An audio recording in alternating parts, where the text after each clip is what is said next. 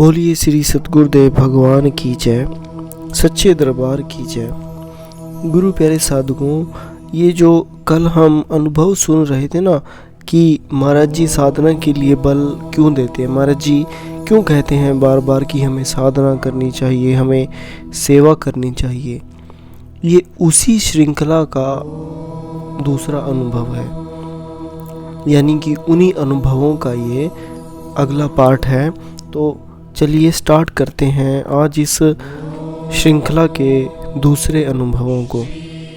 और हाँ, इनको आप मन लगाकर अच्छे से श्रवण करना, ताकि इसके माध्यम से जो गुरु महाराज जी हमें बताना चाहते हैं कि एक साधक के लिए साधना कितनी ज़रूरी होती है, इसमें महाराज जी हमें वैसे ही समझाएंगे जैसे कि एक शरीर के लिए भोजन जरूरी होता है, हमारे प्राणों के लिए वायु जरूरी होती है, उसी तरह हमारी आत्मा के लिए भी साधना कितनी जरूरी होती है। वो ऐसा ही कुछ आज हम इन अनुभवों के माध्यम से श्रवण करेंगे। तो बिना किसी देरी के तो चलिए स्टार्ट करते हैं इस अनुभवों की श्रृंखला का एक और दिव्य अनुभव। ये जो अनुभव है ना, ये सरोज उप्पल जी का है, जो दिल्ली के रहने वाले हैं। वो बताते हैं कि मेरी साधना का टाइम फिक्स है, सुबह 4 से 6 और शाम को 4 से 6। साधना में बहुत आनंद मिलता है, चाहे अनुभव हो या ना हो। एक दिन मैं शाम को जब साधना में बैठी तो बैठते ही ध्यान टिक गया। थोड़ी ही देर के बाद शरीर का कोई आभास नहीं रहा। मुझे ऐसा लगा जैसे मैं एक बिंदु बन गई हूँ। केवल शरीर ही नहीं, मन भी ना रहा, एकदम विचार शून्य अवस्था, थॉटलेस स्टेट। थोड़ी देर के बाद मैंने देखा कि मेरा शरीर नीचे साधना की मुद्रा में बैठा रह गया और सूक्ष्म शरीर ऊपर आसमान में उड़ने लगा। मैं ऊंची ऊंची उड़ती जा रही थी। आकाश की भी कई सतहों को पार कर मैं ब्रह्मांड में पहुंच गई। मेरे चारों ओर ग्रह नक्षत्र घूम रहे थे। धरती पर उन सैकड़ों ग्रहों में से एक ग्रह भी था। ब्रह्मांड जितना विशाल था कि उसका और छोर कुछ नहीं दिखाई दे रहा था। मैं स्वच्छ होकर इसमें विचर रही थी। बहुत आनंद आ रहा था कि अचानक मानो रिवर्स गियर लग गया। मैं ब्रह्मांड से वापस लौटने लगी और धीरे धीरे वापस पहले अपने कमरे में और फिर अपने शरीर में लौट गई। शरीर में आते ही एक झटका सा लगा, मेरा ध्यान टूट गया। मैंने घड़ी में समय देखा तो पूरे 8 बज चुके थे। कमाल है, 4 घंटे का लंबा समय बीत गया तो और मुझे पता ही नहीं चला। ऐसा लग रहा था जैसे अभी 5-7 मिनट ही बीते हों। जब मैंने घर वालों को अपना अनुभव सुनाया तो बेटा बोला, वाह माँ, आप तो आइंस्टाइन को भी पीछे छोड़ गई हो। वह बेचारा तो थ्योरी ऑफ रिलेटिविटी का सिर्फ अनुमान लगा पाया था, पर आपने तो प्रैक्टिकल अनुभव भी कर लिया। बाद में उसने खोलकर बताया कि इस सिद्धांत के अनुसार धरती की तुलना में ब्रह्मांड का समय धीमी गति से बढ़ता है। ब्रह्मांड में केवल एक क्षण ही बीता होता है कि पृथ्वी पर कई घंटे बीत चुके होते हैं। यह सब सुनकर मैंने तो बस इतना कहा, सच ही है कि ब्रह्मांड से बना कोई विज्ञान नहीं और साधना से उत्तम कोई कर्म नहीं। गुरु महाराज जी की कृपा से मैंने अपने भीतर बहुत से तीर्थ धामों के भी दर्शन किए हुए हैं। बद्रीनाथ, केदारनाथ, अमरनाथ, माता वैष्णो देवी आदि। माता वैष्णो देवी तो मेरे रिश्तेदार बहुत बाहर से भी ज़बरदस्ती मुझे लेके गए हैं। वहाँ पहुंचकर मैंने पाया कि एक एक स्थान वही था जो मैंने भीतर साधना में देखे थे, बल्कि बाहर तो केवल 3 पिंडियों रूप में माता के दर्शन हुए थे, जबकि भीतर तो मैंने इन तीनों पिंडियों में से साक्षात माँ लक्ष्मी, सरस्वती और काली ने प्रकट होकर मुझे दर्शन भी दिए थे। सो सारे तीर्थ अंदर ही हैं। फिर पैसा, समय, शरीर लगाकर बाहर जाने की बजाय हम साधना में बैठकर भीतर ही दर्शन क्यों नहीं कर लेते। गुरु प्यारे साधकों, एक कितना बड़ा यहाँ पर एक समझने की बात है इस अनुभव को लेकर। कहते हैं ना, महाराज जी के मुख से भी हमने कई बार सुना है कि जो आत्म ज्ञान होता है और जो ब्रह्म ज्ञान होता है, ये तभी होता है अगर विज्ञान धर्म को साथ लेकर चले, इस ज्ञान को साथ लेकर चले, तो वो तरक्की तभी कर पाएगा। पर क्या होता है कि हमें कई बार बातों बातों से समझ नहीं आता। महाराज जी को हम बातों को हल्के में ले लेते हैं, पर एक साधक जब भीतर उतरता है, उन सिद्धांतों को जान पाता है जो विज्ञान के सिद्धांत है। कैसे? अभी आपने इस अनुभव के माध्यम से भी श्रवण किया कि जैसे ही उनका ध्यान लगा और वो उनकी आत्मा ने शरीर को छोड़कर इस पृथ्वी से बाहर जब वो गए, तो वहाँ उनको ऐसा लगा कि कुछ ही मिनट हुए, लेकिन उन्होंने जब वापस उनकी आत्मा शरीर के अंदर लौटी तो उन्हें आभास हुआ कि यहाँ तो काफ़ी समय बीत चुका था धरती पे। तो गुरु प्यारे साधकों, ये विज्ञान के नियम हैं, पर एक साधक गुरु महाराज जी की कृपा से उन्हें अपने भीतर ही अनुभव कर लेता है। दूसरी एक बात और यहाँ पर एक निकल के क्या आती है कि एक शिष्य ने समाधि का अनुभव किया। एक साधारण सा शिष्य जो 2-2.5 घंटे की साधना करता है, महाराज जी ने उसको समाधि का अनुभव करा दिया।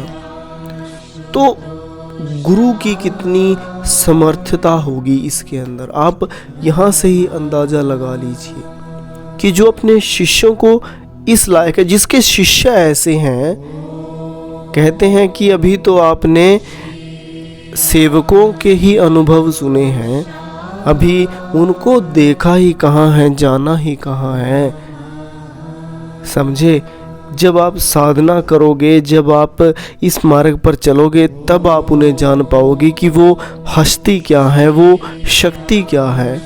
सिर्फ बातों के पुलाव बनाने से कुछ नहीं होता, हमें साधना में उतरना पड़ेगा।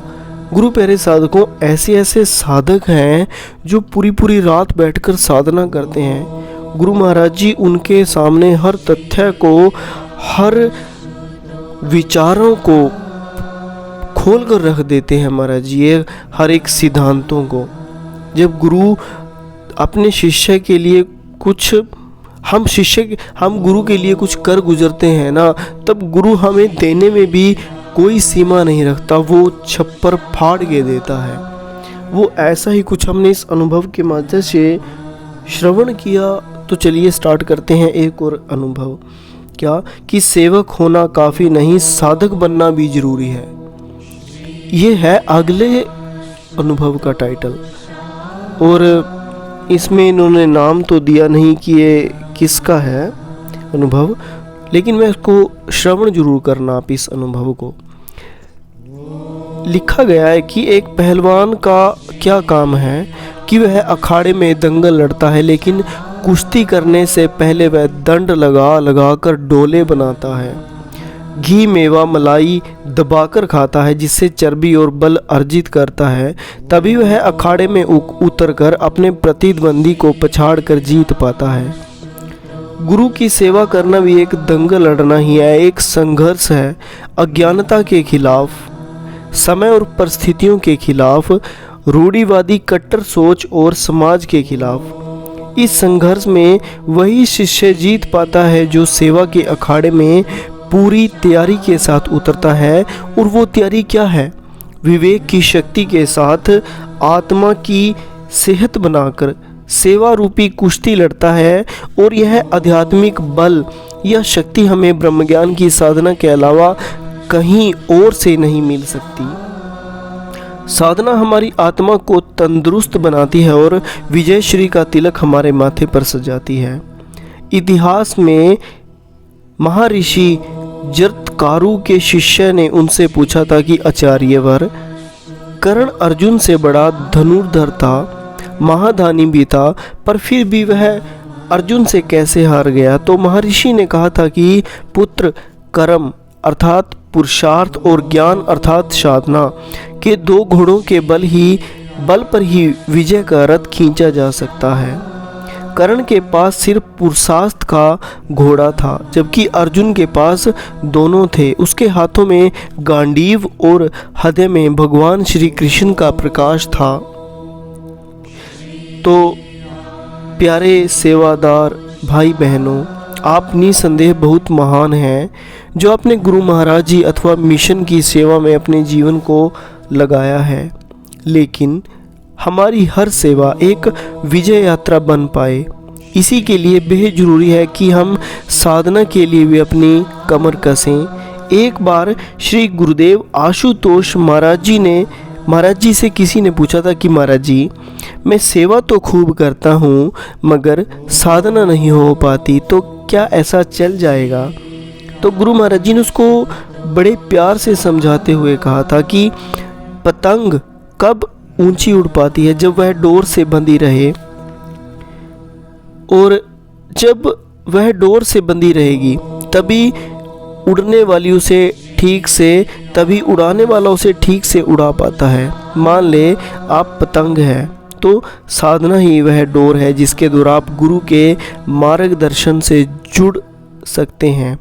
अगर यह डोर ही नहीं रही तो आप सेवा करते हुए भी कमी अहंकार की झाड़ियों में उलझ जाते हैं, कभी ईर्ष्या या संशय की। इसलिए डोर का होना अर्थात साधना करना बहुत ज़रूरी है। अतः आओ हम साधना करें और साधना करें। ऐसी साधना करें कि हमारा इष्ट हमारे सामने प्रकट होने को विवश हो जाए। गुरु प्यारे साधकों, शायद गुरु महाराज जी अपने यहाँ पर आपने इस अनुभव के अंदर भी गुरु महाराज जी ने, इस प्रसंग के अंदर भी गुरु महाराज जी ने कितना अच्छा हमें विचार यहाँ पर मतलब समझने वाला है। यहाँ किसी ने प्रश्न किया था गुरु महाराज जी से कि महाराज जी, मैं सेवा करता हूँ पर मेरे से साधना नहीं हो पाती। तो गुरु महाराज जी ने उसको समझाया कितने अच्छे तरीके से कि एक साधक एक पतंग की तरह होता है, और जो उसकी साधना, जो उसकी डोर होती है वो उसकी साधना हुआ करती है। इसी तरह एक साधक सब कुछ करता रहे पर वो साधना ना करे। एक पतंग आकाश में उड़ान तभी भर पाती है अगर वो अपनी डोर से जुड़ी रहे, अपनी साधना से जुड़ी रहे।